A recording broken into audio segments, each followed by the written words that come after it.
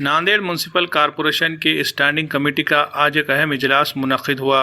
Committee के chairman Virendra सिंह गाड़ीवाली की सदारत में मुनक्किदा इजलास में दलित बस्ती सुधार योजना के तहत अलग अलग बस्तियों में तामीराती कामों की तजवीज़ों को मंजूरी दी गई। इसी तरह LED लगाकर कोरोना वैक्सीन के बारे में बेदारी लाने की भी एक तजवीज़ रखी गई थी, जिसको मंजूर किया गया।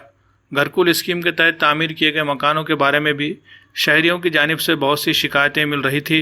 इसके बारे में तफ्तीश के लिए कमेटी तश्कील दी गई थी।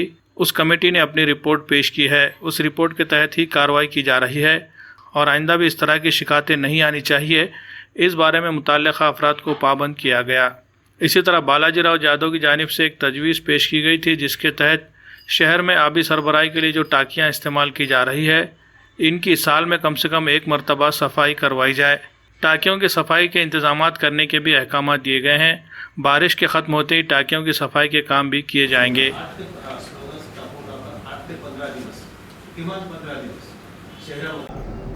आज स्थायी समितीची बैठक पार पडली।